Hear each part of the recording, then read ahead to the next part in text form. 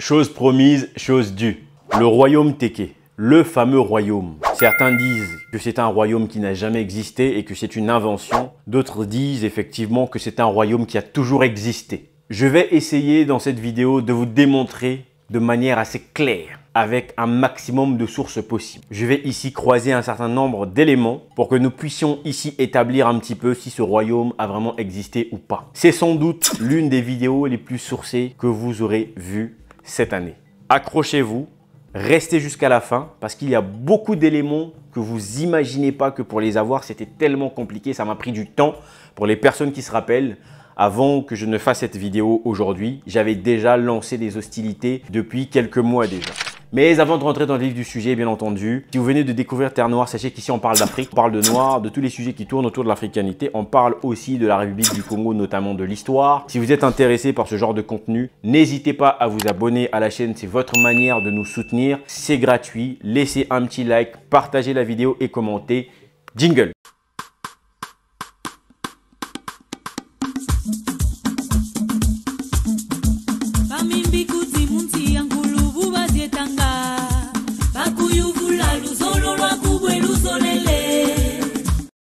Alors, avant que je ne puisse rentrer en profondeur, je vais encore vous le répéter, ce sera important que vous puissiez rester longtemps sur cette vidéo pour comprendre un certain nombre de choses. Vous savez que notre pays, la République du Congo, a un problème aujourd'hui. Nous n'avons pas des archéologues aujourd'hui qui ont un budget qui leur permet d'aller en profondeur de notre histoire. Et bien entendu, je ne suis qu'une personne lambda qui essaie justement de répondre à un certain nombre de questions, qui se pose aussi des questions comme la plupart des Congolais se les posent. J'ai consulté des sources et donc si cette vidéo ne vous paraît pas complète, s'il y a des éléments que vous avez l'impression qu'on n'a pas pu aborder, je tiens déjà à m'en excuser d'avance. Je ne suis pas un historien, je suis simplement une personne qui s'intéresse à l'histoire. Et j'espère qu'un jour, la République du Congo trouvera nécessairement des historiens qui vont faire le job pour aller apporter des réponses à tout, parce que ce n'est pas normal que l'histoire de notre pays soit traitée par des gens comme Terre Noire sur YouTube. Mais nous faisons le minimum que l'on doit faire, qui est un devoir patriotique. Je le rappelle encore, toutes les informations dans cette vidéo seront sourcées, en dehors de mes propres analyses personnelles, bien entendu. Je suis un esprit libre, donc je me dois de croiser les informations et finalement de donner à chaque fois mon analyse. Vous aurez donc dans la description toutes les sources, tous les éléments, que ce soit des vidéos, que ce soit des livres, que ce soit des sites internet, pour pouvoir consulter un maximum de choses. Il y aura bien entendu quelques portions que je vais vous présenter dans cette vidéo, dont des sources qui peuvent être des portions de vidéos, qui peuvent être des portions de texte dans certains bouquins. Alors, donc on rentre tout de suite dans le sujet. Je vais déjà commencer à dire à toutes celles et ceux qui pensent que parce que leur grand-père leur a raconté quelque chose, que c'est forcément une vérité. Je tiens à vous rappeler que vos grands-pères ont avalé les bêtises comme tout le monde. Vos grands-pères ne sont pas nés dans des années 10-400 ou 10-500. Je vous rappelle que les Portugais sont arrivés déjà il y a plus de 500 ans chez nous. Donc, si vous pensez que vos grands-pères ont la vraie réalité de notre histoire, là, vous vous trompez fondamentalement. Et si vous vous entêtez parce que vous croyez que chaque personne au bout d'un certain âge dit forcément des vérités, je vais vous montrer une portion d'une vidéo déjà pour rentrer dans le sujet qui parle du royaume Teke. Voici. Nous sommes dans la joie qui fait notre force parce que c'est le père de la nation, pas seulement des Teke. Même s'il est roi Makoko, mais il est le roi de la République du Congo. Et celui qui est ici à Pointe-Noire, c'est son fils. Quand on parle de Maluango, c'est Ngo, Oluango. Oluango, c'est-à-dire, c'est le mâle de la panthère. L'enfant du roi Makoko qu'il a envoyé ici à Pointe-Noire pour le représenter. Donc c'est là où on dit, donc c'est le même pouvoir. Les amis, à vous de me dire si ce vieux sage a raison ou pas. C'est juste une manière de dire qu'effectivement, là, je viens de vous mettre une vidéo, quelque chose qui va vous permettre maintenant de vous poser des bonnes questions, de vous dire est-ce que finalement, il y a du sens ou il n'y a pas de sens. Moi, je ne suis pas là pour commenter cette vidéo. Nous allons tout de suite rentrer dans notre sujet à nous. Alors, nous allons commencer déjà par quelques incohérences que parfois on peut entendre ici ou ailleurs. D'abord, vous avez un certain nombre de personnes qui abordent la notion du royaume Teke en expliquant que c'est simplement le royaume Congo à la base, que les gens ont voulu créer quelque chose. Vous avez d'autres qui disent qu'effectivement, les Téké sont des Congos qui ont voulu se détacher du royaume. Ça aussi, c'est une thèse qui existe. Et vous avez d'autres qui disent simplement, il n'y a jamais eu de royaume en réalité. Tout ça sont des thèses farfelues, maintenues surtout parce qu'il y a eu un Saborgnan de Brazza qui est arrivé en République du Congo et qui a monté tout son dossier avec donc Hilo Ier pour que celui-ci soit intronisé comme un roi. Mais vous devez comprendre ici les amis, l'objectif ici ce n'est pas d'expliquer, de se poser la question si les Téké existent oui ou non. Nous parlons ici de la notion de royaume. Les Téké existent, ça c'est un fait, il n'y a pas besoin de se poser cette question.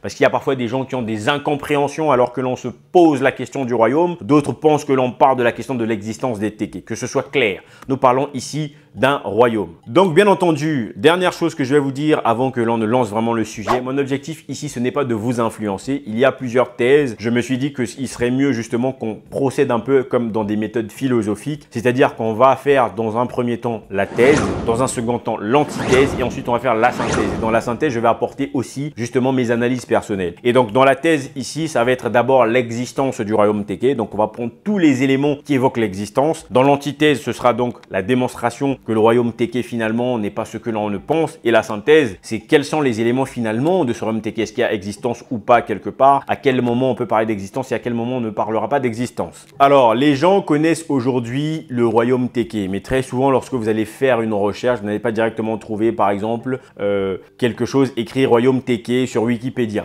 Mais en réalité, lorsque vous allez entendre royaume Téké, royaume d'Anzik ou royaume d'Anziko ou encore royaume Tio, on parle à peu près de la même chose. Alors, bien entendu, pourquoi est-ce que ce nom a-t-il changé? Je vais vous expliquer ici déjà pourquoi est-ce qu'il y a eu plusieurs noms pour que l'on puisse comprendre pourquoi Tio, Anziko, Téké.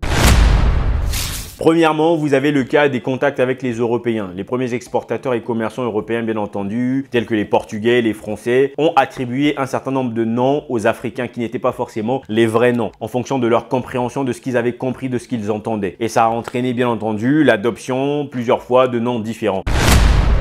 Le deuxième cas de figure, ce sont les structures politiques internes. Vous voyez, les Téké ont toujours été organisés en différents clans et les entités régionales, le pouvoir était souvent réparti en plusieurs chefferies. Et ça, c'est normal. Donc, le nom du royaume pouvait varier en fonction de la région géographique.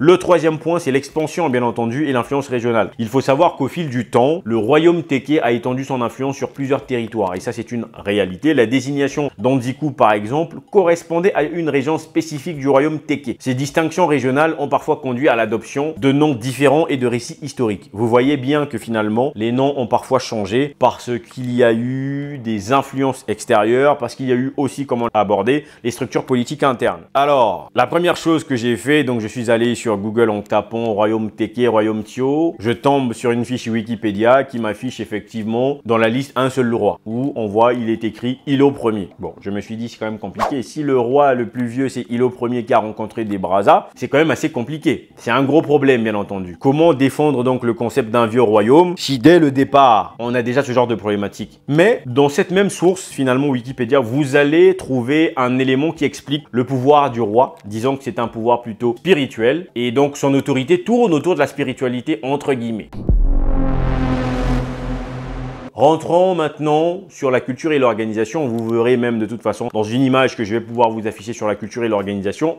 Il est écrit clairement, selon l'un de ces rares visiteurs, le Makoko gouvernait 12 vassaux. Mais il s'agissait sans doute d'un pouvoir spirituel que séculier. Donc déjà, on commence à se dire, ok, il s'agit peut-être d'un pouvoir spirituel. Continuons. On rentre maintenant sur la thèse qui explique à chaque fois l'existence du royaume. Vous devez savoir que plusieurs auteurs ont écrit sur le royaume Téké. Il y en a beaucoup. Je vais en prendre quelques-uns que je vais pouvoir détailler. Mais sinon, vous avez la possibilité de lire par exemple Jan van Sina qui avait écrit donc le Kingdom of the Savannah. Il a parlé un petit peu des Téké. Vous avez même un livre Téké sur les sculptures et peintes aussi qui est assez intéressant. Vous avez Opiel et Biatsa qui avait aussi écrit sur la monarchie de droit ancestral, qui est aussi un livre donc d'Opiel sur les Téké encore. Ensuite, vous avez donc l'UNESCO, si vous ne connaissez pas. L'UNESCO aussi qui reconnaît le royaume Téké. Et l'UNESCO, comme vous pouvez le voir, il est mentionné le domaine royal de Mbé restent ainsi ponctués d'anciens sites ayant abrité la capitale du royaume, qui par la suite sont devenus des forêts sacrées. Il n'est cité que Mbenkulu,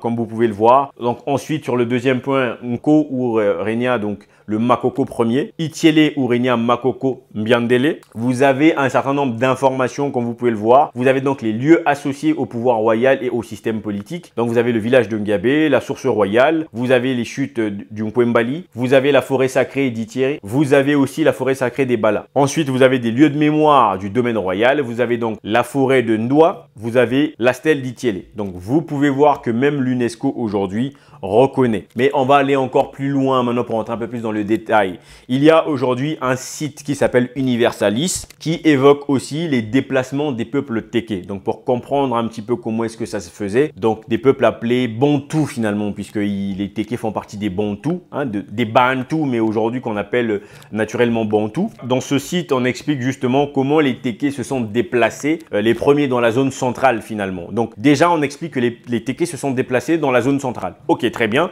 Continuons. On va juste prendre quelques portions, bien entendu, parce que les textes sont lents. Je vous mettrai, comme j'ai dit, les sources dans la description. Vous pourrez aller consulter vous-même pour lire tout le détail. Donc, nous allons prendre quelques points surlignés en jaune. Alors, c'est parti. Je cite. Au cœur oublié de l'Afrique, le seul royaume équatorial de plaine, celui de l'Unko, de son peuple. Non, pardon, et de son peuple.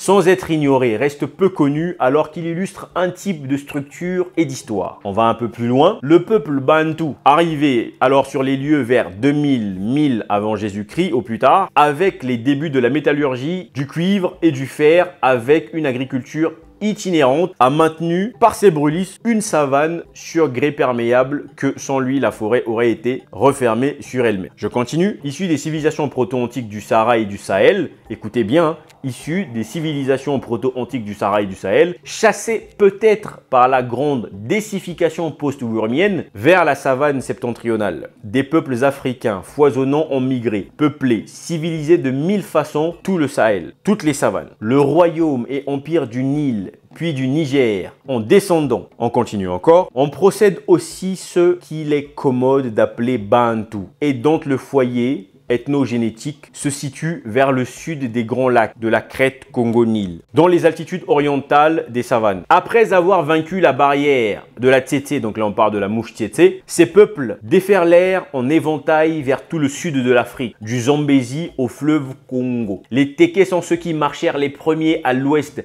vers l'Atlantique sur le long du front sud de la forêt. Là, on est en train de vous expliquer ce que certains qui ont déjà étudié un petit peu la question des Congos, le déplacement des Congos en réalité. Et donc, on dit que les Téké sont les premiers arrivés dans cette zone-là, qu'on peut appeler la zone un peu de la République du Congo, en réalité. Mais on vous a parlé, voilà, de tout le parcours, finalement, de ces peuples bantous. Continuons. Ces peuples du type Téké possèdent une certaine unité linguistique. Donc, les langues et idiomes de leurs voisins, Ngala au nord et Congo au sud, paraissent plus récentes et parfois dérivées. Ils n'auraient rencontré devant eux que les Tswa. Les Tswa, ce sont les pygmées, voilà, les Tswa ou pygmées, grands chasseurs à l'arc et à la lance, qui sont peut-être les derniers Chiloyens disséminés et alors en voie de néo-utilisation. Donc là, on nous explique que les Téké sont ceux-là qui ont rencontré les pygmées lorsqu'ils sont arrivés sur ce territoire, puisqu'ils sont les premiers. Donc ça déjà, c'est aussi parfois un débat qui est souvent voilà, évoqué, que c'est pas vrai que les Téké soient arrivés les premiers. En tout cas, sur Universalis, vous pourrez trouver ce texte. On continue pour le dernier paragraphe. Une fois installés, les Téké ou Ndi, donc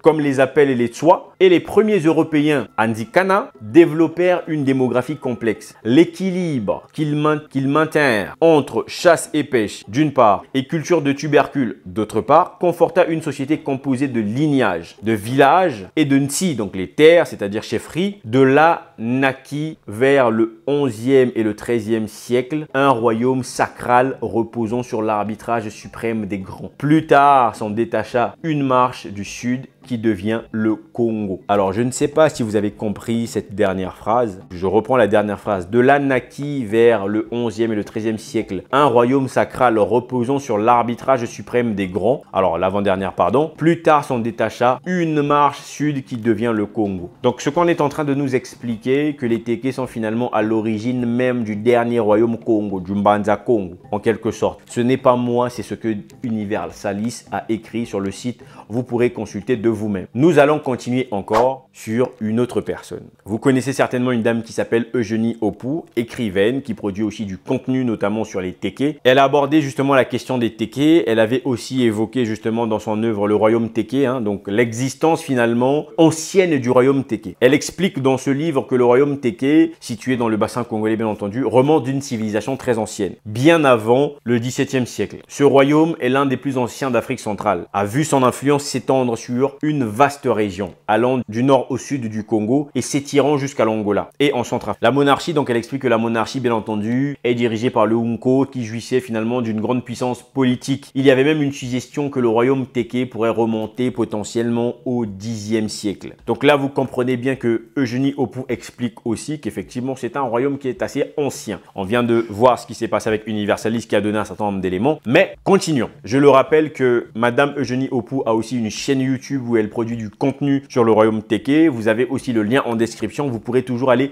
consulter. Alors, le dernier que nous allons prendre ici, c'est vraiment la thèse qui me paraît la plus complète parce que ça va nous permettre d'avoir énormément de sources. Il y a donc Monsieur Mwende Nzale, hein, le Mwende Nzale Obenga, donc celui qui est connu comme Théophile Obenga, un grand écrivain d'ailleurs. Et donc là, je vais rentrer en profondeur sur le sujet avec ce que a évoqué Monsieur Obenga. Alors déjà, ce document, j'ai dû le trouver dans un site anglophone. Je vous ai mis aussi le lien en description pour trouver ce document. Et lorsque vous allez vous connecter dans ce lien, il vous suffira de créer un compte rapidement. Vous pourrez avoir accès à ce document. Donc là, je peux vous donner quelques captures de ce document, hein. Donc, le royaume de Makoko. C'est écrit par Théophile Obenga. Bon, bien entendu, dès le début, c'est du lourd, hein. C'est Théophile Obenga. Il évoque un certain nombre de choses. Premièrement, il évoque les textes de Pacheco Pereira. Pacheco Pereira qui avait déjà en 1506 et 1508 évoqué le positionnement du royaume. On parlait du royaume Téké, hein, le royaume d'Onziko. Donc Pacheco Pereira a écrit un bouquin qui s'appelle Esmeraldo de Situ Orbis. Vous pourrez le trouver justement, vous avez aussi le lien en description. Il dit ceci, bien entendu, là il y a la traduction. Au-delà de la terre de Congo, au nord-est s'étend une autre région qu'on appelle Anzika. Anzika, Onziko, Anzikana, Nziku, les Téké. Continuons. Au-delà du royaume de Luango sont les peuples appelés Onzi. Ce pays donc, en direction de l'océan occidental, confine à celui des Ombus. Au nord, à celui des peuples d'Afrique et au désert de Nubie. À l'est, au second grand lac, d'où sort le fleuve Congo. Dans la contrée qui s'appelle Anzikana et qui est séparée du royaume de Congo par le fleuve Zaïre. Vous avez vu, ce n'est pas moi, c'est ce que dit Pacheco Pereira. Ensuite, vous avez encore le cas de Filippo Pigafetta, voilà, qui a d'abord surfé sur ce qu'avait écrit Pereira, donc très intéressant aussi. Pigafetta qui d'ailleurs était un géographe, hein, je le rappelle, et explorateur bien entendu. Il a à cette époque tracé un certain nombre de cartes, hein. Il avait déjà fait une carte, beaucoup de cartes d'Afrique. Et Pigafetta, lui, justement, a écrit un livre intitulé Relazione del Reame di Congo. Et donc ça, c'était en 1591. Vous avez aussi le lien en description à chaque fois, qui a abordé lui aussi le royaume d'Onziko, hein. Son livre a ensuite été commenté par Holfer Dapper, hein. Holfer Dapper, cette fois-ci, dans son propre livre appelé Description de l'Afrique, qu'il a écrit en 1686, qui est là évoqué encore dans le même bouquin d'Obenga. Je cite, hein, le commentaire de Pigafetta par Holfer Dapper renferme de nouveaux éléments d'appréciation. Le géographe Pigafetta donne une borne à ce royaume d'Onziko, la rivière Doumbé qui se jette dans le fleuve Zaïre avec le royaume Wangwa. Au couchant, le pays des Amboué qui sont voisins de l'Ovango, qui est peut-être Luango. Au septentrion, quelques déserts de la Nubie et au midi, les provinces de Songo et de Soundé. Est-ce que Soundé correspond à Sundi? Je ne sais pas exactement. Qui font partie donc du royaume Congo. Bien, continuons. Un peu plus loin, Dapper précise. Le royaume de Makoko est une grande contrée au nord de la rivière de Zaïre, derrière le royaume de Congo, à 200 ou 300 lieues de la côte de Luango et de Congo. Les habitants s'appellent Monsol ou Méticas. Finalement, Théophile Obenga évoque plusieurs éléments de la constitution du royaume de Makoko. Théophile Obenga explique même justement que la plupart des éléments évoqués concordent finalement sur cette existence du royaume d'Onziko. Voici encore un passage important de Théophile Obenga dans le même bouquin. Je cite: tous ces documents et d'autres encore, tels les témoignages de Samson d'Abbeville en 1656 et d'Isaac Vossius en 1666, ne présentent entre eux aucune contradiction au sujet de la localisation et de l'étendue du royaume de Makoko. Celui-ci s'étendait sur chacune des rives du Congo, du Stanley Pool aux environs de Bolobo, dans le sens de la longueur et dans celui de la largeur de la région du Haut-Ogooué, à celle du lac Léopold II en passant par le bassin du Kwilu et celui de la Haute-Alima. Dès lors, un fait se laisse identifier avec certitude. Les habitants du royaume de Makoko sont actuellement représentés par les Mbete et les Teke. Ces derniers comprennent essentiellement les Teke, donc Ateo Tio, les Fumu, les Bafumungu, les Boma, les Bali, les Bateke d'Impila, les Lali Teke, les Shikuya, les Tege, les Ngangulu, les Nunu, les Tende, les Tsaya, les Wumbu. On peut aussi mentionner les Ndumu, les Kanike, qui sont proches des Teke sur le plan culturel, encore qu'ils aient subi l'influence des Kota. Les ancêtres de Mbosi ont évidemment été en contact avec les habitants du royaume de Makoko. Les seigneuries Mbosi, des Mbondi, confinés à la région des Tege. Théophile Obenga évoque encore d'autres points bien entendu, où il va démontrer finalement l'existence et la manifestation du royaume. Parce qu'en réalité, qu'est-ce qui fait que finalement cette organisation qu'on parle là, des Anzi, Kondiko, représente en réalité un royaume. Nous allons donc parler des origines finalement des Teke d'abord quelque part. Je cite, « Cette question ne peut être débrouillée avec quelque satisfaction qu'en considérant également les origines des peuples voisins des Teke. Quoi qu'il en soit, les Teke des environs de Brazzaville semblent avoir occupé les régions de Ngambala, Linzolo, Kinkala, Mbambu, Madia, etc. Bien avant l'arrivée des Lari, sous-groupe Congo, Muteke Mungansie rapporte les traditions orales, ce qui signifie les Teke premiers occupants du sol. Des études d'Ibalco et de Gian Malonga renforcent ce point de vue. Donc là, vous verrez les études d'Ibalco. J'ai aussi mis quelques sources là-dessus. Deuxièmement, nous allons voir la question de l'organisation politique. Pourquoi est-ce que ces derniers sont constitués en royaume? Y a-t-il une vraie organisation? On ne peut pas se constituer en royaume sans qu'il y ait des éléments constitutifs d'un royaume. Organisation politique. Je cite. Au royaume de Makoko, le pouvoir global qui est à l'état diffus dans le peuple était remis aux mains d'un individu par l'intermédiaire des canaux suivants. Le chef du village, qui veille aux manes des ancêtres, convoque celui qui remplace dans ses fonctions. Après avoir fait le choix, ils s'en remettent au chef des terres, Libiali. Ce dernier rend compte de la volonté populaire au chef de clan. Les chefs de clan se réunissent et désignent finalement le candidat à couronner et à élever à la dignité Imfumu, de Makoko. Il y a donc là une sorte d'organisation d'abord pour élire un Makoko. Pour pouvoir avoir un Makoko, c'est ce que vous venez de lire. Mais bien entendu, il y a beaucoup d'autres détails que Obenga va donner. Je cite. Le Makoko rehaussait alors sa puissance par ses signes distinctifs. La peau de léopard, le Ngo, la peau de lion, le Ngombulu, le coussin, l'imburi, l'étoffe rouge, le mbié, le sceptre, muséo, collier royal, mouloua mpu, le pan, liboïko, la couronne, mpu. Vous voyez qu'il y a déjà des éléments intéressants. On nous parle du Nkwe, la peau de lion. On nous parle aussi du Ngo, la peau de léopard. Intéressant. Continuons. Nous allons voir donc l'organisation administrative qui est aussi détaillée là encore par le Mwene Nzale Obenga. Je cite, le Makoko, le roi était le chef suprême Nsami du royaume. Il régnait, Kwarampu, Bialampu, sur l'ensemble du royaume. Pour exercer son pouvoir, le Makoko s'entourait des ministres suivants. Vous avez d'abord le Mutiri, le premier ministre chargé de tisser le bonnet du roi. Lankwo, vous avez donc le ministre prêtre finalement. Ngalieme, le ministre chargé d'assurer l'intérim en l'absence du Makoko. Ngalieme qui va peut-être correspondre à Ngaliema Insi qui est devenu une sorte de vassal du roi, semble-t-il. Vous avez Ngailiu, le ministre des armées. Mwango, son officier d'ordonnance. Vous avez ensuite Ngandunu ou Muizu, le ministre des Finances, ou en tout cas qui collecte un peu finalement les tribus. À côté de ces hauts fonctionnaires, on notait Ngaipom, le président des cérémonies de la cour. Ngaimpo, le responsable de la provende et de la cuisine du Makoko. Ngantsu, le préposé à la garde des frontières. Ngobila, le surveillant des embarcations du roi. Vous avez comme vu là qu'il y a une organisation royale. Dans ce que évoque Théophile Obenga, il y a une structure qu'on ne peut pas la nier, que c'est une structure qui montre bien que c'est un royaume, ou du moins on peut appeler ça monarchie, peu importe le terme, mais il y a une organisation réelle. Et je rajouterai même encore le dernier élément, c'est l'organisation économique, bien entendu. Il y avait aussi une organisation économique au sein du royaume d'Andiko ou du royaume Teke évoqué par Théophile Obenga. Mais je vous laisserai aller consulter vous-même tous ces détails-là. Dans la description, vous avez tout pour que nous ne puissions pas prendre trop de temps sur ce sujet. Théophile Obenga évoque, il faut savoir dans ce livre, le fait que c'était bien une structure royale qui commerçait et qui était en contact avec le royaume Congo. Donc le royaume a bien existé selon tous les éléments et toutes les sources que je vous ai données. Et d'ailleurs, beaucoup d'entre elles datent du 16e siècle comme vous avez pu le voir. Et vous avez même quelques sources du 19e siècle un peu de Marcel Hidalgo.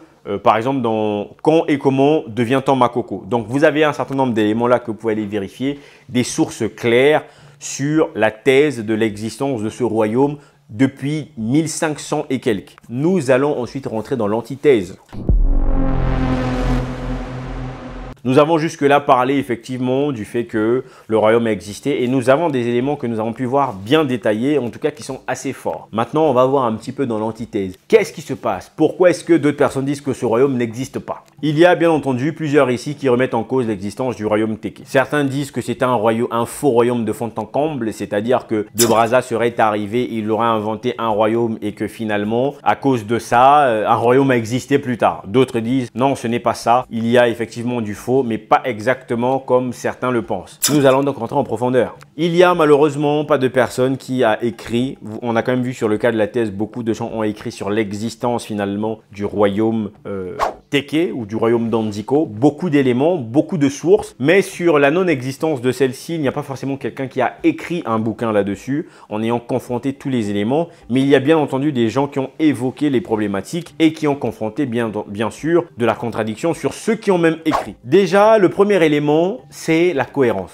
Il y a un problème fondamental de la cohérence. Dans les textes, on a l'impression qu'il y a une absence d'une analyse quelque part. Mais vraiment, hein. On a l'impression que c'est de l'amateurisme. Il y a une photo du Makoko qui fait beaucoup jaser. Je vais vous mettre la photo, vous allez vous-même voir. Cette photo du Makoko, comme vous pouvez le voir, ça remet en cause la souveraineté. En partant quand même déjà du Makoko Ilo, on se dit, il semble y avoir, premièrement, une ressemblance avec le sergent Malamine. Quand vous regardez bien là, la photo du sergent Malamine et la photo du roi assis, on a l'impression qu'il y a un peu de la ressemblance quelque part. Et on se pose même la question, c'est une photo qui est travaillée, il y a vraiment une sorte de posing, le roi est assis, on lui a dit on va lui prendre en photo. Le roi peut-il s'asseoir de cette manière-là, être comme ça? Alors cette chose que vous voyez, je n'ai jamais revu ça chez les Téké, on a l'impression que c'est finalement une sorte d'inspiration de choses qu'on voit souvent en Amérique latine, qu'on a mis sur la tête du roi. Les gens se posent la question, mais comment est-ce que c'est possible qu'un roi, et il semble même que le roi ne s'habille pas avec ce genre de tissu. Hein, si je dis une bêtise, vous pourrez corriger en commentaire. Ça, c'est le premier point. Ressemblance avec Malamine, posture du roi, ce n'est pas normal. L'habillement du roi, ce n'est pas normal. Mais continuons.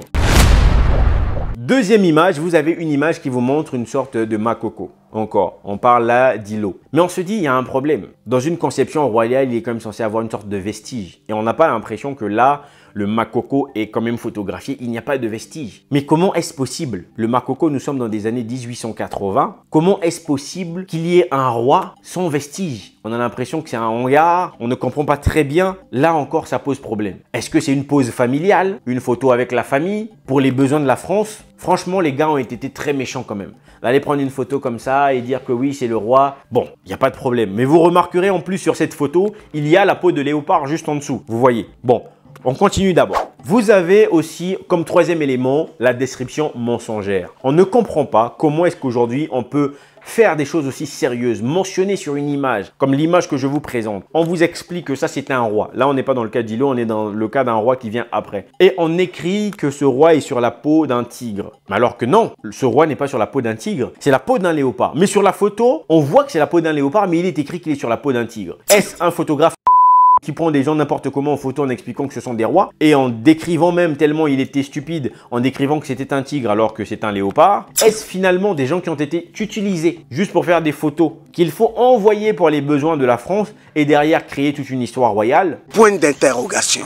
Je vous laisse à la réflexion. Continuons maintenant dans cette deuxième partie, on va faire la deuxième analyse. Dans cette deuxième analyse, nous allons nous baser sur quelques éléments de la vidéo de Madame Eugénie Opou, que tout à l'heure je vous ai présenté, qui expliquait un peu la conception du royaume Téké. Alors sur le cas du royaume Téké encore dans cette vidéo de Madame Opou, il y a un problème sur la datation. On a un peu du mal à comprendre. J'avais fait une vidéo, si vous vous rappelez à l'époque, où je demandais justement si quelqu'un était capable de me citer 2 ou 3 rois avant Ilo Ier, parce qu'on parle d'existence d'un royaume, mais on a du mal à citer même 2-3 rois avant lui, on ne comprend pas. L'histoire des Téké quand même n'a pas commencé avec De Brazza, et quand il y a de l'oralité, on est quand même capable de remonter à plusieurs rois. Dans le cas du royaume Congo, les gens ont pu remonter à plusieurs rois avant Ndingankuvu. Et comment est-ce que dans le cas du royaume Téké, on n'est pas capable de remonter à plusieurs rois avant Ilo Ier, il y a un problème. Et même Eugénie Opu va donc le confirmer dans sa vidéo, puisqu'elle n'est pas capable de remonter à plus d'un roi. Il me semble quand même qu'elle a pu trouver un roi qui a existé avant Ilo Ier. Intéressant. Mais ce n'est pas seulement là, en réalité, la bêtise que je vais vous montrer qu'il y a dans la vidéo. N'oubliez pas, étude des noms propres Téké. Là-dedans, vous trouverez tous les éléments. Alors, nous avons eu donc Nganto. On ne sait pas donc depuis quelle année, on dit 1800 et quelques. Et puis nous avons eu le roi Ilo Ier. Voilà, qui a pris de 1814 à 1892. Nous avons eu Nzaomban, je crois. Nzaomban, c'est bien avant. Jusqu'en 1814, c'était Nzaomban. Et puis après, de 1814 à 1892, nous avons eu Mbulanyao Ilo Ier.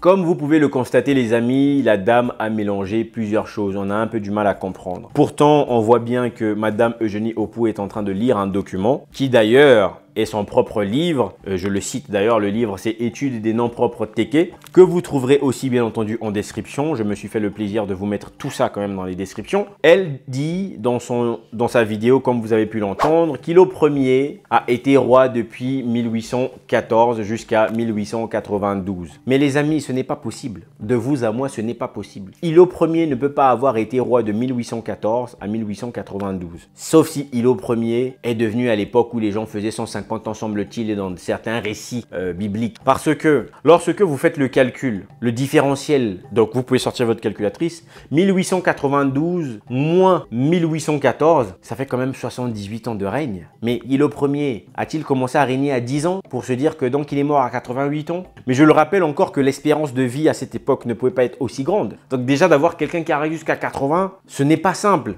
Mais en plus de ça, avec 78 ans de règne, donc s'il a même pris le pouvoir à 20 ans, ça veut dire qu'il a fait 98 ans. Ça me paraît quand même compliqué. Sachant que le pouvoir a un aspect spirituel, ça m'étonnerait qu'on donne le pouvoir à quelqu'un qui a 20 ans. Donc si Ilo Ier est devenu roi peut-être à 30 ans, il est donc mort à 108 ans. Ça n'a pas de sens. Et vous remarquerez qu'en plus de ça, la plupart des rois Téké ne duraient pas très longtemps. Et ça c'est clair. Celui qui a même, j'ai l'impression, duré le plus longtemps, c'est Ilo. Ilo Ier qui est évoqué. La plupart des rois Téké ne duraient pas longtemps. Mais heureusement que je suis allé faire une vérification quand même sur Wikipédia concernant Ilo Ier. Je me suis dit non, il faut quand même que j'aille vérifier sur le cas d'Ilo Ier. Et finalement, Wikipédia mentionne que c'est 1874. Moi, je pense que pour cette fois-là, je vais plutôt croire la thèse de Wikipédia plutôt que celle d'Eugénie Opu. Et je le rappelle, il est peut-être possible aussi que Madame Opu ait simplement fait une erreur entre 1874 et qu'elle a peut-être lu en 1814. Donc, je me dis que c'est peut-être ça. Donc, on va plus considérer que c'est 1874 et ne pas dire que c'était, voilà, considérer que Madame Eugénie Opu s'est certainement trompée sur les dates. Maintenant, c'est peut-être pas ça, hein. Je vous avoue que je n'ai pas acheté ce livre-là. Bon, bien entendu, je n'avais pas non plus acheté tous les documents à lire, hein. Je ne suis pas payé et donc à un moment donné, acheter des bouquins de gauche à droite, ça coûte de l'argent. Rentrons dans la troisième analyse. Bien entendu, il y a une troisième analyse encore dans l'antithèse pour montrer les incohérences. La troisième analyse concerne encore Ilo Ier. Mais vraiment, Ilo Ier, j'ai l'impression que le problème est plutôt sur Ilo Ier et pas forcément sur le royaume. Mais essayons de comprendre. Je vais vous montrer deux images. Vous allez voir deux images. Encore deux images. La première, comme vous la voyez, c'est celle que je vous ai montrée précédemment, qui montre donc le roi Ilo Ier, semble-t-il, qui a été photographié avant ou après le traité, je ne sais plus. La seconde, vous avez Ilo Ier avec le traité qui a été ratifié. Bien. Sauf que lorsque je vois ces deux images, regardez bien ces deux images, mais je me pose vraiment des questions sur le fait de savoir s'il s'agit de la même personne. Je n'ai pas l'impression que ce soit la même personne. Mais peut-être que je me trompe, peut-être que c'est moi qui suis... de mauvaise foi, les gens pourraient m'accuser cela. Sur la photo, sur une chaise, on voit un homme qui paraît quand même avoir la cinquantaine au maximum. Vraiment, je donne la cinquantaine pour me dire que peut-être que je me trompe sur l'âge. Mais sinon, il me paraît beaucoup plus jeune. Et cet homme m'a l'air frais et en forme. Sur la deuxième photo, on voit plutôt un homme qui fait au moins 70 ans, clairement. Mais comment peut-on expliquer cet écart d'âge, les amis? Ce n'est pas possible. Parce que Ilo Ier est mort, selon les récits, en 1892. Je vous rappelle que le traité entre Ilo Ier et de Brazza a été signé en 1880. Donc, il ne s'est passé que 12 ans entre les deux. Première chose, puisque c'est mentionné sur la photo, comme vous le voyez, que le traité a été ratifié. Donc, la ratification, c'était en 1886 ou après. Donc, cette photo a certainement été prise soit après la ratification en 1886 ou potentiellement après. Mais il avait quand même l'air fatigué. Donc, disons que même si peu avant sa mort, ce mec a pu faire cette photo. Ça m'étonnerait quand même que en 12 ans, on a la photo de gauche de quelqu'un qui semble assez jeune, assez frais, et qu'à droite, on voit un vieillard. Je suis désolé, il faut m'expliquer ça. Parce que entre la rencontre de De Brazza et Makoko en 80 et le décès de Makoko en 1892, il se passe que 12 ans. Mais on a l'impression qu'il a vieilli au moins de 20 ans là. Je me pose vraiment une question sérieuse les amis. Quand je vois ces images, je me dis, il y a quand même un problème quelque part. Comme j'ai dit, il ne m'a pas l'air d'avoir la même tête quand je revois les photos. Mais peut-être que c'est moi qui abuse. Sauf que je parlais tout à l'heure de l'espérance de vie des rois. Et c'est le seul de sa génération à avoir une aussi longue vie, un aussi long mandat avant son décès. Je me demande même, est-ce que le retour, c'est-à-dire que est-ce qu'à un moment donné, quand De Brazza est arrivé, il a signé un traité, il est parti pour aller ratifier ce traité. Est-ce qu'à son retour même potentiellement, peut-être que Makoko, il a été déjà décédé et le gars s'est dit merde, c'est pas très grave, on va prendre une photo avec un vieux là qui va être considéré comme roi. C'est une possibilité parce que j'ai un peu du mal à comprendre clairement. Parce que quand Jules Grévy, donc un président français, signe la ratification, je me dis, ils sont rentrés, il est au premier décédé comme la plupart des rois ne duraient pas longtemps. Mais ça encore, c'est une réflexion de ma part. Continuons. Mais je trouve quand même qu'il y a quelque chose de flou, hein, très clairement. Mais je ne sais pas ce que vous en pensez. Et on va même pas aborder ici la thèse où on dit que Hilo cherchait le protectorat de la France. Non, on va même pas rentrer dans ça. Quatrième analyse, bien entendu. Et là, on parle des textes laissés par Léon Guiral. Léon Guiral, que vous le connaissez, qui a été le compagnon de De Brazza jusqu'au Congo. Léon Guiral a laissé une vraie œuvre. Et là, encore une fois de plus, Léon Guiral a laissé un texte puisque à l'époque, tout le monde écrivait, donc un peu ce qu'il vivait. Léon Guiral critiquait un petit peu la vision de Brazza. Parce que Léon Guiral s'était rendu compte que De Brazza racontait un peu un certain nombre de bêtises finalement sur ce qu'il avait décrit du fameux royaume Téké quand il voulait avoir cette ratification de la part du président Jules Grévy. Donc Léon Guiral était décédé en 1885 et 4 années plus tard, en 1889, sa famille avait décidé de publier ces textes justement en sa mémoire pour laisser les gens lire finalement ce que pensait Léon Guiral. Et donc, Léon Guiral avait donc laissé cette œuvre-là qui s'appelle donc Le Congo français. D'ailleurs, vous pouvez trouver, voilà, vous pourrez trouver ça gratuitement aujourd'hui. Ça existe sur la Bibliothèque nationale de France. Vous avez un certain nombre de documents là-bas. Vous rentrez, vous tapez, vous trouverez. Allons lire ce qu'a écrit Léon Guiral. Donc, Léon Guiral dit ceci sur la page 293. Je cite. On l'a déjà remarqué sans doute. La vérité m'a obligé à débaptiser à moitié le roi. Mais je n'ai enlevé à son nom qu'une lettre. Et encore, est-ce pour lui en rendre une autre? Dans le Congo, Makoko s'appelle Mokoko. Et à Paris, je continue à le désigner comme au Congo. Ce nom lui-même est moins un nom propre qu'un mot de la langue indigène qui est synonyme de chef. Si l'on voulait respecter le vocabulaire batéké, on devrait dire, quand on parle du roi, le Mokoko, c'est-à-dire le chef par excellence. Il y a des Mokoko un peu partout, de Stanley Pool à la rivière Lawson. J'ai parlé ici même d'un Mokoko de Nkuna, qui n'a rien de commun avec le Mokoko du Haut-Fleuve. Donc comprenez, le Mokoko, c'est à chaque fois Makoko. Continuons. Ce dernier est le grand chef des batékés. Cela veut-il dire qu'il commande à tous les batékés? Pas le moins du monde. Mokoko n'a pas de pouvoir temporel, c'est le grand féticheur, le chef spirituel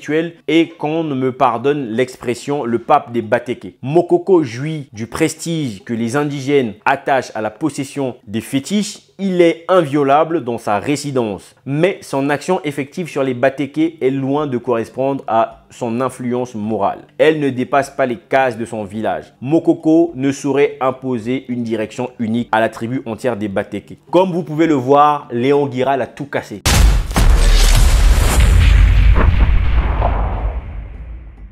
Il a cassé la baraque, comme on le dit. Léon Guiral arrive avec De Brazza. Il se rend compte que De Brazza a écrit des thèses farfelues dont le seul but de convaincre la France pour pouvoir soutenir et financer son projet. Il se rend compte qu'il y a plusieurs Makoko qu'il cite à chaque fois dans le texte Mokoko et il explique que ce mec n'a aucun pouvoir sur les gens. En revanche, il a un pouvoir spirituel. Il est comme un chef spirituel. Or, un chef spirituel n'est pas nécessairement un roi, c'est un guide spirituel. Donc, comme le texte est assez explicite, on ne va pas rentrer beaucoup plus dans les commentaires. Vous aurez bien compris, plus que tout le monde, ce que Léon Guiral a décrit. Et bien entendu, pour continuer, avant d'aller sur la synthèse, vous avez une association qui s'appelle la Société des historiens du Congo-Brazzaville et ils ont donc aussi essayé de déconstruire un petit peu certains récits sur les techniques. Et donc je vais vous faire part de quelques éléments. Je cite.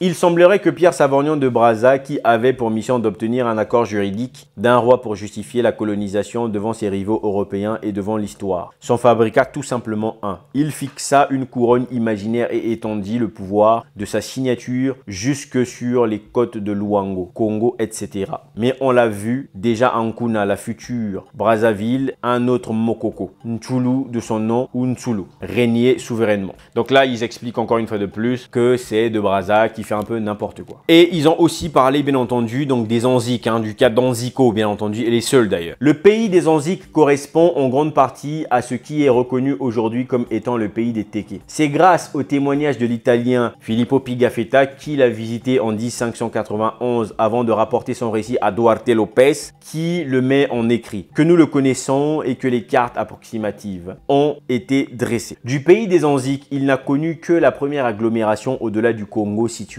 sur Nkuna et dirigée par le prince du nom de Ngobila. Le nom de cette ville serait, selon lui, Kokobela. N'ayant vu ce nom assez italien, comme son témoin se répétait nulle part, la communauté scientifique pense que c'est la désignation de Nkwe Ngobila, donc chez Ngobila, qui a été mal rapportée par le visiteur. Toutefois, information importante, Pigafetta affirme que le grand chef et puissant Ngobila se dit dépendre d'un roi, le Mikoko, pluriel de Mokoko, pour lui donner plus de poids. Donc la capitale serait Monsol. Cette autre dénomination n'a jamais pu être confirmée ni déchiffré et le témoin n'y sera jamais arrivé. Il se trouve néanmoins que l'emplacement indiqué correspond à quelques encablures de Mbé. Interrogés au XXe siècle, les habitants de la région reconnaissent l'existence d'un ancien village de Mbé abandonné avant la création du Mbé dans lequel Brazza trouva le Mokoko, Ilo. Par ailleurs, Onziku en portugais vient du Congo Nziku qui signifie ami proche. Vous aurez compris ici les amis que même dans cette antithèse on aborde quand même la question d'Onziko. Mais vous avez entendu un point clé. Il y avait un autre village,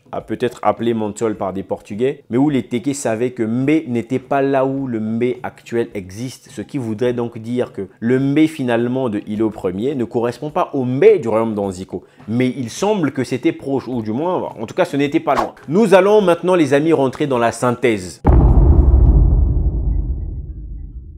Nous sommes bientôt arrivés à la fin. La synthèse va être hyper importante parce que c'est ça qui va nous permettre d'avoir vraiment l'analyse profonde. Je sais que la vidéo a été compliquée.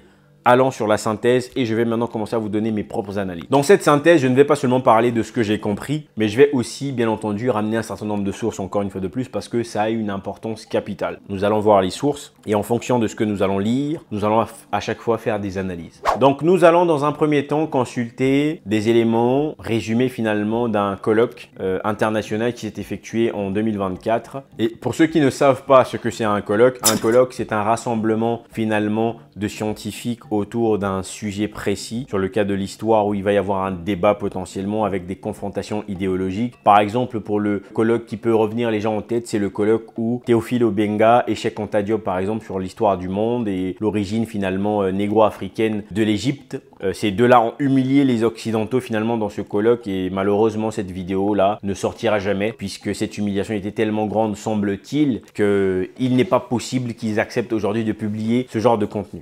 Alors dans ce colloque des Teke, il y a plusieurs personnes qui abordaient quelques points. Vous avez sur le cas d'Abraham Constant Ndingambo qui a évoqué quelques points là-dessus. Vous avez aussi Célestin Gomafutu qui avait écrit d'ailleurs sur l'histoire des civilisations du Congo.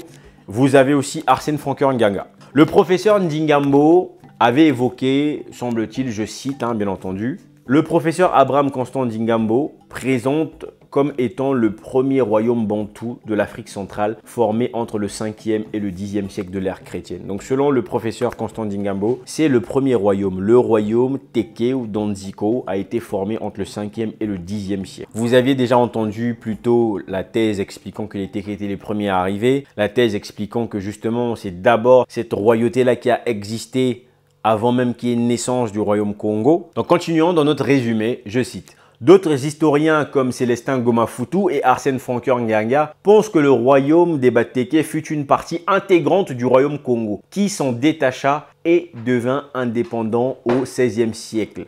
Joao Barros a parlé d'une révolte des Mundekete qui occupe un territoire sur les rives du fleuve Congo. Là, comme vous pouvez le voir, on est dans quelque chose d'autre. Au départ, on nous explique par M. Ndingambo que ce sont les Téké qui se sont constitués en royaume. De l'autre côté, on nous dit que non, ils faisaient partie du royaume Congo, ils ont voulu se détacher. Il y a même eu ce qu'on appelle donc la révolte des Mundekete qui a été à l'origine. Nous allons voir maintenant, mais qu'est-ce que finalement, qui est ce João Barros qui a été évoqué? João Barros est un historien portugais du XVIe siècle qui a abordé finalement des événements liés au royaume Congo dans ses œuvres qui s'appellent Décadas da Ásia. Il évoque finalement la révolte des Mundekete dans le tome 3 de ses écrits consacré justement au royaume Congo. Il n'est pas le seul à avoir évoqué les révoltes des Mundekete. Continuons d'ailleurs dans le texte.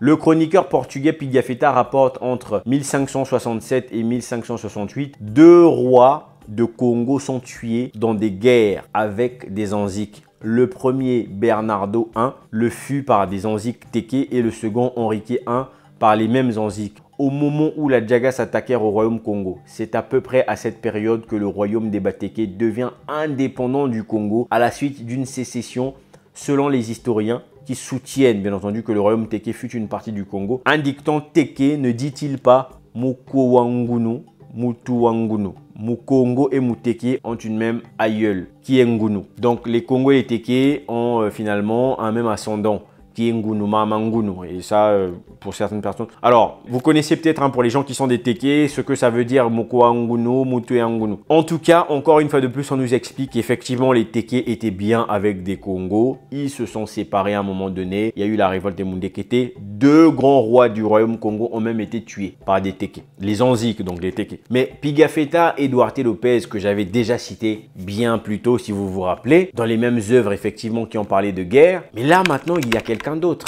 intéressant que j'ai aussi trouvé qui a parlé un petit peu de la révolte des Mundekete. Et il a écrit d'ailleurs plusieurs œuvres très intéressantes. Il a même écrit sur la reine Ndingambanji que vous connaissez très bien. Il s'agit là bien entendu de Antonio Giovanni Cavadi. Antonio Giovanni Cavadi da Monteculo qui finalement a écrit un certain nombre de choses. Lui aussi a parlé de cette révolte des Mundekete même s'il n'a pas vécu à cette période-là. Et Cavadi l'a écrit donc dans son œuvre intitulée Historica Discrizione de Tre Reni Congo. Vous pardonnerez mon portugais parce que je ne suis pas portugais. Matin Mongola. Donc en 1687, là on a encore un texte qui contient des récits détaillés sur des guerres civiles, des révoltes. Donc si vous êtes intéressé à comprendre les révoltes qu'il y a eu dans le royaume Congo, vous allez peut-être comprendre justement qu'effectivement il y a eu beaucoup de tensions où beaucoup de gens voulaient déjà se séparer. Est-ce que vraiment c'est de là que les Téké voulaient gagner une indépendance?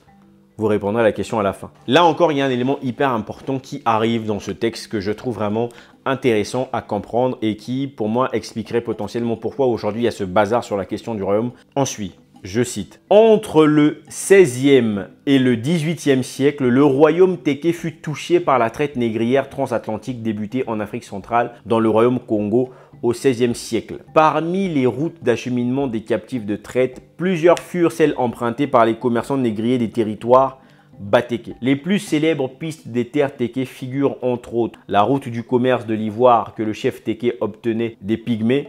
Holfer Dapper 1686, donc 300 dans sa page 358-360, il a décrit justement les connexions commerciales des périodes pré- et post-traite qui se sont opérés entre les Congo, Luango et Téké en Afrique centrale. Les témoignages de Dapper en 1686 nous laissent dire que plusieurs captifs des terres Téké furent vendus à des négriers de la côte de Luango par des courtiers Yaka. D'autres captifs des pays Téké ont été acheminés sur les ports de Kama et du Gobi du Gabon, ancien bien entendu. Le pays Téké a abrité le célèbre marché des ventes des esclaves du Pumbu ou encore Pumbo, sur les berges du fleuve Congo, précisément au village de Mfwa. Comme tout le monde, les Téké ont été frappés. Les Téké ont été touchés par le contexte de la traite négrière. Le royaume Congo a été bousillé, j'utiliserai ce terme, quand il y a eu la bataille d'Ombwila. Si vous savez, la bataille d'Ombwila a détruit le royaume Congo. Il y a des gens qui ont essayé de reconstituer ces royaumes, ça n'a jamais existé au final. Les Téké étaient aussi touchés lorsqu'il y a eu la traite négrière. Nous allons quand même voir le dernier point avant que je donne mon dernier avis sur ce sujet.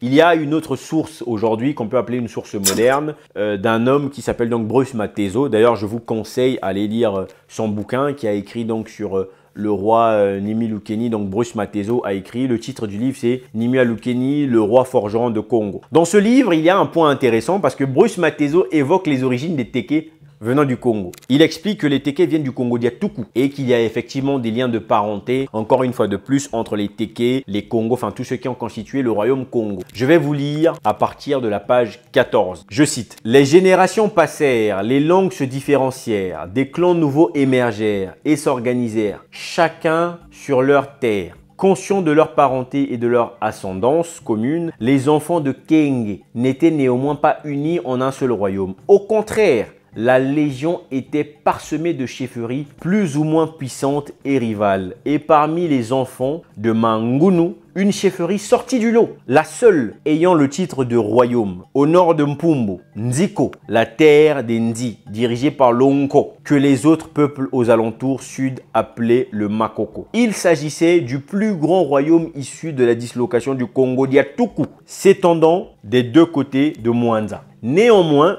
Lunko, vénérable et redoutable souverain, n'arrivait pas à faire appeler son territoire Congo, comme l'antique Congo Diatoukou. Ceci était le privilège d'une famille parente de Lunko, nommée les Nsakulo. Cette famille dirigeait la chefferie de Mbata parmi les enfants de Kenge. Un peu plus loin, bien sûr, dans le livre, page 17, il dit ceci: « Chef d'un lignage prestigieux, régnant sur les lignages réputés comme habiles dans l'art de la guerre, Mwene Mbata était alors pétri d'ambition. Il eut alors le rêve de faire ce que même Lunko Dendi n'avait pas réussi, devenir le Mwene de tous les Mwene et rassembler les enfants de Kenge et dominer toute la région, recréer un Congo, une terre où le pouvoir sacré du chef s'accorde sur le pouvoir cosmique des Congos. » On peut retenir ici de ces passages des choses très intéressantes. Les Téké, finalement, quelque part, sont les premiers à se constituer en royaume, sont les premiers à s'organiser. Bruce Mateso évoque ici la notion du Congo Diatoukou. Il ne faut pas confondre. Le Congo Diatoukou n'a rien à voir avec le Congo de Mbanza Congo. Le royaume Congo dont nous évoquons souvent, aujourd'hui nous parlons de celui de Mbanza Congo formé par Nimilukeni. Mais avant cela, il y avait d'abord le Congo Diatoukou où effectivement les Téké faisaient partie aussi. Et donc tous les enfants de tous ceux qui sont sortis du Congo Diatoukou, d'autres sont partis d'ailleurs jusqu'en Afrique du Sud, les Téké dans cette zone-là ont été les premiers à s'organiser en royaume. Donc très clairement, pour déjà ceux qui disent que les Téké ne sont pas des Congos, je pense qu'il y a peut-être une sorte d'amalgame qui existe. Les gens pensent peut-être que quand on dit que les Téké sont des Congos, ils croient qu'on parle forcément des Congos de Mbanza Congo. Et peut-être que ceux qui disent aussi que les Téké sont des Congos pensent souvent au Congo de Mbanza Congo. Souvent dans les textes, on parle là du Congo Diatoukou qui n'a rien à voir avec le Mbanza Congo. Le Mbanza Congo s'est créé après qu'il y ait déjà eu la division du Congo Diatoukou. Mais Théophile Obenga met en évidence quelque chose aussi de très important. Et donc on revient sur l'œuvre de Théophile Obenga pour citer une petite portion. Je cite: « Étant donné qu'il existe des sous-groupes Téké de chaque rive du Congo, il faut admettre sans objection aucune qu'il y a eu quelque part dans le bassin du Congo ou d'ailleurs, par exemple, dans la vallée du Nil, un berceau primitif de tous les Téké qui ne sont pas tatoués. Il est donc chimérique de vouloir chercher le point de départ des Téké en se fondant sur un trait qui n'appartient pas et n'a jamais appartenu à tous les Téké. On sait tous que les Congos viennent quasiment du même endroit. Théophile Obenga nous explique que les Téké aussi sortent bien de la vallée du Nil. Et d'ailleurs, je tiens à vous le rappeler, les Téké font partie des peuples rares aujourd'hui qui pratiquent encore la méthode d'embaumement, de momification. Cette méthode-là est une méthode égyptienne, en tout cas utilisée en Égypte, que les Téké maîtrisent encore aujourd'hui. Et ça veut bien dire qu'il y a donc finalement ce côté où on voit que les Téké et ceux donc du Congo aujourd'hui de Mbanza Congo sont finalement ensemble quelque part. Ils sont ensemble depuis le Congo Diatoukou. Mais cette séparation a créé beaucoup de dégâts. Et donc je me suis posé la question maintenant, mais pourquoi est-ce que finalement les Téké n'ont pas été écrasés par Mbanza Congo s'ils ne voulaient pas se plier à l'autorité royale? Est-ce que ces Téké-là ont donc négocié? Ça c'est une première question. Mais je me suis dit, mais si finalement les Téké étaient les premiers arrivés sur les territoires, quand les Congos sont arrivés, pourquoi est-ce que les Téké n'ont pas pu les inclure directement dans l'organisation? Est-ce que finalement ils étaient tous arrivés à peu près au même moment? Chacun a fait un peu son organisation à sa manière. Ce sera à vous de répondre à ces questions, bien entendu. Peut-être qu'ils se sont simplement dit qu'il valait mieux coopérer ensemble. Ceux du royaume Congo fondent leur royaume, ceux de Mamankeng et Mamangunu aussi forment leur royaume de leur côté. Mais encore une chose qui me vient à l'esprit, mais si les Téké n'étaient pas avec le royaume Congo comme tel, comment est-ce qu'on peut aujourd'hui dire, comme l'a dit le monsieur, qu'il y a un lien direct avec le royaume de Luango? Lorsqu'il y a des intronisations de rois des deux côtés, il y a toujours la présence du roi de l'autre royaume. Quand il y a l'intronisation du roi chez les Vili à Luango, le roi Téké est présent. Et c'est la même chose quand il y a l'intronisation du roi à Mbé. Le vieux dans la vidéo n'a peut-être pas tort finalement dans ce qu'il est en train de dire. Je ne suis pas ici en train de débattre sur le sujet, je laisserai les experts discuter de ça. Mais les amis, comme on a pu le voir dans cette vidéo, le royaume Téké est pris par un élément de la traite négrière. La traite négrière a ravagé tout le monde. Ça crée de la faiblesse partout. Ça fait une ravage. Pourquoi est-ce que le royaume Téké serait épargné? On a parlé aussi de la notion de la révolte des Mundekete. On voit bien donc qu'il y a eu un royaume qui a existé. Mais est-ce que ce royaume a été épargné par la traite négrière? Je ne pense pas. Je pense que tout le monde a été écrasé de la même façon que le royaume Congo a été écrasé. Le royaume Luango avait passé un deal avec les Portugais, donc eux sont dans un cas à part. Ils auront leur part aussi lorsqu'il y aura une vidéo dédiée pour le royaume Luango. Pour ma part, je pense que De Brazza voulait vendre son mensonge. Il a un peu trop grossi. Ilo Ier. Moi, je pense très sincèrement qu'Ilo Ier n'a jamais été roi. Ça, c'est vraiment mon analyse. Ilo Ier était un chef spirituel. Vous savez, même dans le royaume Congo, il y avait ce qu'on appelait donc le grand prêtre Nganga, mais il y avait beaucoup de Lombozi, hein, c'est le terme utilisé. Les Lombozi sont comme des Nganga, il y en avait beaucoup. Mais tous ces Nganga avaient un grand prêtre Nganga. Et ce grand prêtre Nganga là, c'était celui-là où justement qui allait donner un peu quelques directives. Mais ce grand prêtre Nganga n'était pas roi, il n'avait pas l'autorité sur les peuples, sur les groupes de personnes. Et je le rappelle encore que Ilo Ier était sur un territoire où il y avait à peine une centaine de personnes. Et d'ailleurs, Léon Giral le décrit dans la même œuvre, qu'il y avait à peine une centaine de personnes. Donc pour moi, Ilo Ier était peut-être le plus gradé de tous les Makoko. Mais le fait d'être Makoko, comme il avait appelé à ce moment-là, ce n'était pas de dire qu'il était roi quelque part. C'était un chef spirituel. Et s'il y a eu royaume, le royaume, à mon sens, n'existait plus en 1880 lorsque De Brazza est arrivé. Je pense qu'ils étaient perdus, comme la plupart du royaume de Mbanza Congo était perdu. Et finalement, Ilo a voulu profiter de la situation potentiellement. Et aujourd'hui, on voit ce qu'il en est. L'histoire est ainsi faite que, bien entendu, je ne vais pas vous dire ici si finalement le royaume d'Anziko était le premier royaume à se créer, mais on a vu qu'il y a un certain nombre d'éléments, un certain nombre de sources qui vous décrivent un peu ce fonctionnement. Vous avez d'autres sources qui vous disent que non, il faisait partie du royaume Congo et à un moment donné, ils ont décidé de se détacher. Mais le royaume Congo, n'oubliez pas, le royaume Congo, c'était une constitution de chefferie qui existait déjà. Mais est-ce que chez les Téké au niveau d'Anziko, c'était pas déjà un royaume? Mais peut-être que le royaume Congo était devenu tellement puissant qu'ils ont obligé finalement à un moment donné le royaume d'Anziko à intégrer. Je ne sais pas, je me pose ces questions-là, bien entendu, je ne vous apporterai pas de réponse là-dessus. Et d'ailleurs, les Téké ont toujours été bons en commerce et les Congos le savaient. D'ailleurs, on dit que le terme Téké vient même du fait qu'on les prenait pour des gens qui vendaient, donc Téké et Teka. Et donc je me dis, mais si les Congos leur ont appelé Téké parce qu'ils étaient des gens du commerce, ça veut donc dire qu'ils ne faisaient pas partie du royaume, parce que s'ils font partie du royaume, ça veut dire que l'organisation économique est aussi Congo. Pourquoi donc identifier un peuple? Ça me paraît un peu compliqué. Donc moi je pense effectivement qu'il faut vraiment rentrer encore en profondeur dans ces sources-là pour établir vraiment